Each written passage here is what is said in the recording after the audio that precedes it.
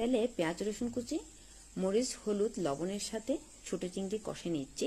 এবার দিয়ে দিচ্ছি পরিষ্কার করে ধুয়ে তারপর কেটে নেওয়া ধুন্দুল। রেসিপিটা কেমন হতে যাচ্ছে একবার ভাবুন তো। অনেক পছন্দ। কি ভাবছেন ধুন্দুলে এতগুলো পানি কেন দিচ্ছি? হ্যাঁ, ধুন্দুলের এই রেসিপিতে পানিটা একটু বেশি যাবে। তারপর একটি স্প্যাচুলা দিয়ে এপাশ ওপাশ করে ভালো করে উলটপালট করে দিচ্ছি ধুন্দলগুলো। তারপর যখন ধুন্দল একেবারে সেদ্ধ হয়ে যাবে ঠিক এভাবে, তখন দিয়ে দিচ্ছি বেটে রাখা ডাল, সামান্য পেঁয়াজ, হলুদ, লবণ, মরিচ দিয়ে মাখিয়ে তারপর বড়ার মতো করে দিয়ে দিচ্ছি। এই জন্য এই রেসিপিতে পানিটা একটু বেশিই যাবে। তারপর দিয়ে দিয়েছি কাঁচা মরিচ এবং ধনিয়া পাতা কুচি। ব্যাস কয়েক মিনিট ঢেকে রাখলেই রেডি হয়ে। তাহলে এবার খেয়ে দেখা যাক। এখন আমি অল্প ভাত নিয়ে নিয়েছি, আর দেখতেই পাচ্ছেন ধুন্দলের জল বড়াটা দেখতে কতটা সুস্বাদু হয়েছে।